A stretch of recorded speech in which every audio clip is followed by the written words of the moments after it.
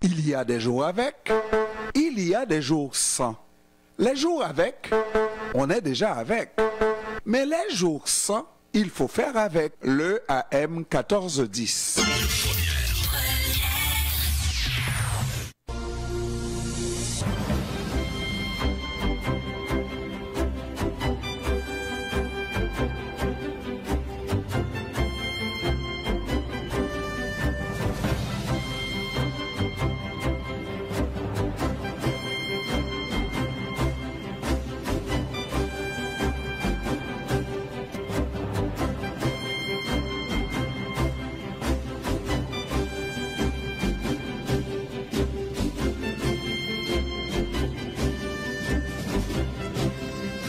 16h34, encore au téléphone, on reçoit la vérificatrice générale du Québec, Madame Guylaine Leclerc. Bon après-midi, Madame Leclerc. Bonjour, Monsieur Pierre. Comment ça va, Madame Leclerc? Mais ça va bien. Ça va bien, hein? La vie est belle, il fait beau soleil. Oui, vraiment, là, c'est une belle journée et je suis très contente de vous parler à vous et à vos auditeurs.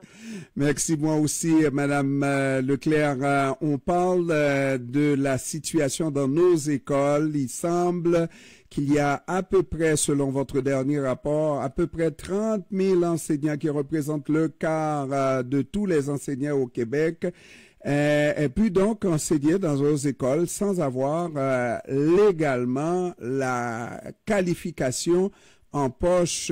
Et vous trouvez que ça risque d'avoir une incidence négative sur la réussite de nos enfants à l'école? Oui, effectivement, Monsieur Pierre. Alors, faut savoir qu'il y a deux grands groupes d'enseignants. Donc, les enseignants légalement qualifiés, donc les enseignants qui ont un brevet d'enseignement ou qui ont un permis probatoire, comme quelqu'un qui a enseigné dans une autre province et qui vient enseigner au Québec, alors il peut avoir un permis probatoire. Donc ça, ce sont les enseignants qui sont légalement qualifiés. Ensuite, il y a les enseignants qui sont non légalement qualifiés, donc dans un premier temps, ceux qui ont une tolérance d'engagement, c'est-à-dire que le ministère a autorisé à ce qu'ils enseignent, même s'ils n'avaient pas de brevet. Et ça, on parle d'un petit peu moins que 4 000 enseignants qui ont des tolérances d'engagement. Mais pour avoir une tolérance d'engagement, il faut avoir minimalement un secondaire 5 plus une diplomation supérieure au secondaire 5. Et il y a les enseignants qui n'ont aucune autorisation. Donc, ces enseignants-là, majoritairement des enseignants suppléants, mais ils n'ont pas d'autorisation, ils n'ont pas besoin d'autorisation de la part du ministère et il n'y a pas de minimum qui est requis au niveau de leur qualification.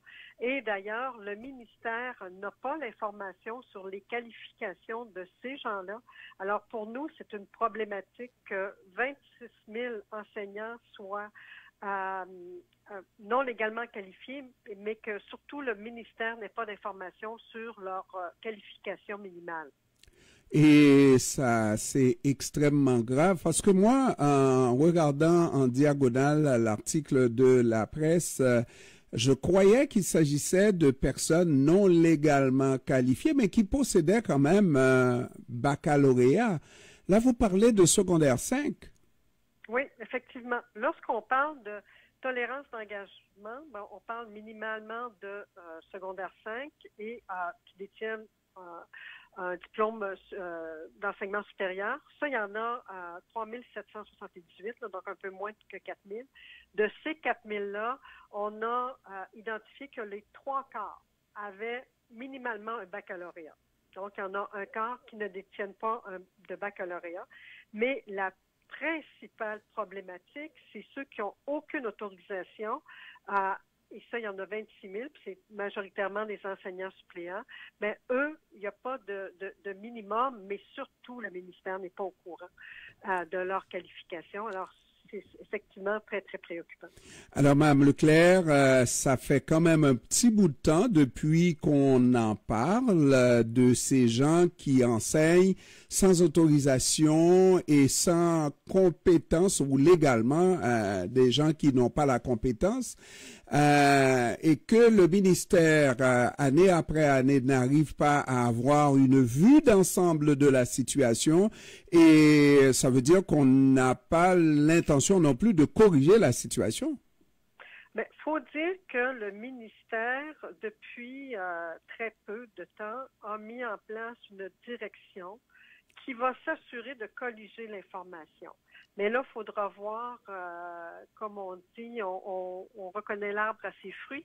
Alors, on verra dans quelle mesure les solutions qu'il a mis en place par cette direction-là vont permettre au ministère d'avoir un meilleur éclairage.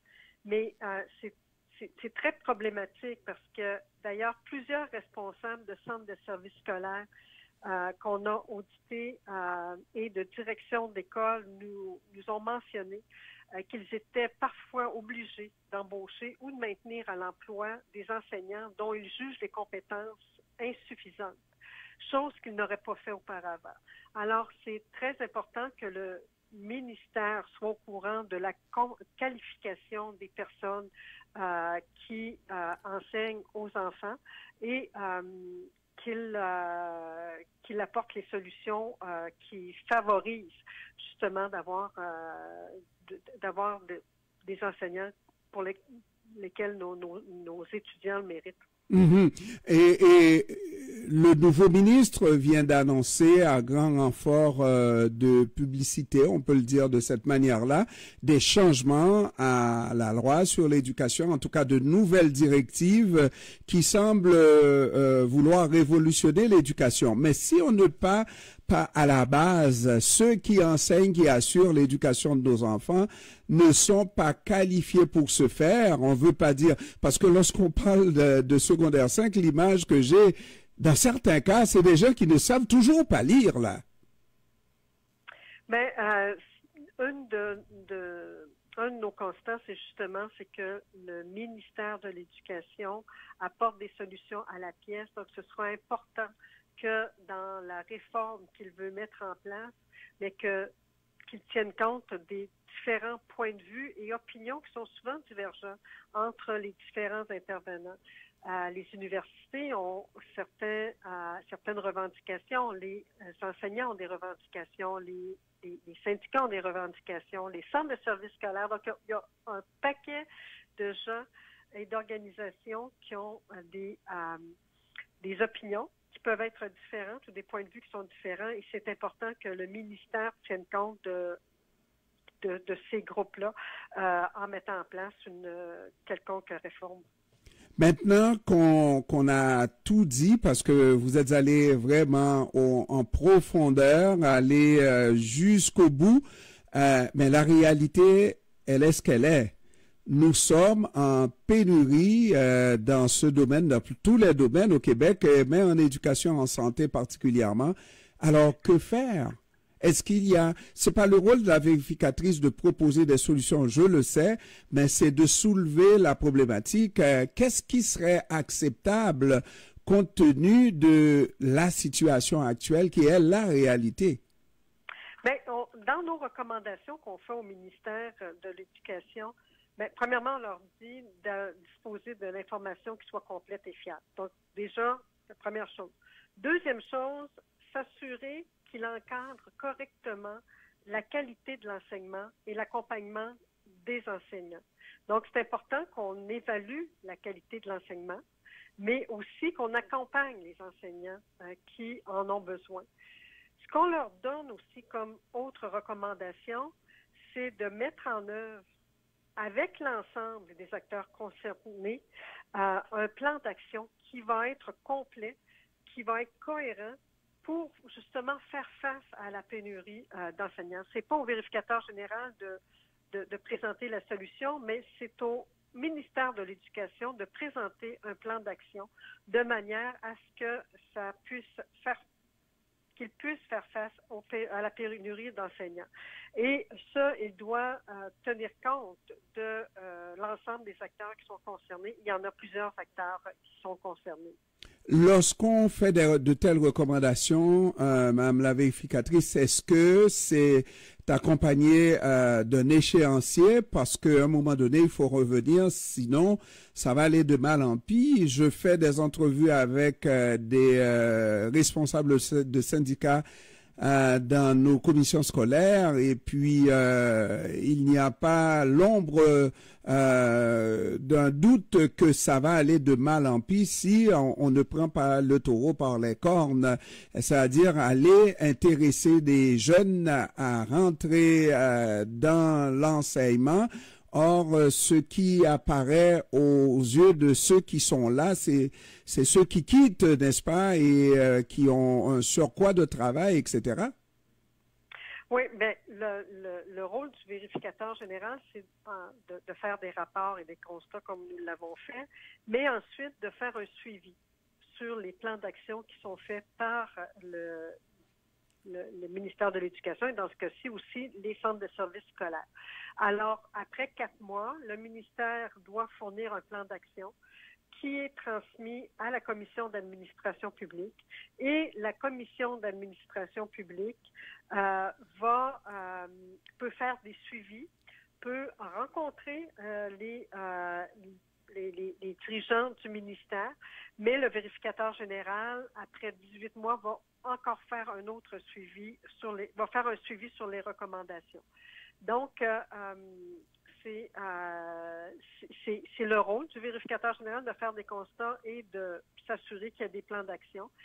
Après 18 mois, si le plan d'action n'est pas suivi comme il avait présenté à l'origine, eh bien, le vérificateur général va commenter dans un rapport le fait que le ministère n'a pas appliqué le plan d'action qu'il avait décidé de mettre en place. Et parce qu'on comprend que les recommandations sont tout simplement des recommandations que le ministère accepte de suivre, mais ce ne sont pas des recommandations contraignantes, quoi. Effectivement, ce ne sont pas des recommandations contraignantes. D'autre part, le fait que nous rendions plus public le fait que le ministère n'a pas mis en place les actions qu'il avait mis dans son plan, ben c'est déjà c'est un enjeu qui est important pour le ministère. Et l'autre élément qui est important, c'est lorsque la commission d'administration publique choisit d'auditionner une organisation, comme le ministère par exemple, pour voir dans quelle mesure son plan d'action est appliqué ou applicable, bien, ça apporte beaucoup de force à nos recommandations. Et puis, vous avez, j'ai l'impression, l'obligation aussi, surtout lorsqu'on parle, en fait, dans tous les secteurs, mais en éducation et en santé surtout, de voir à protéger les plus vulnérables de cette société. Oui, effectivement, l'éducation et la santé, c'est des socles hein, dans une population. Alors, effectivement, c'est des ministères qui sont extrêmement importants pour la population. Madame Guylaine Leclerc, vérificatrice générale du Québec, je vous remercie d'avoir pris du temps de nous parler en espérant qu'on se reparle d'une autre fois, Madame. Merci, Monsieur Pierre. Merci, au revoir.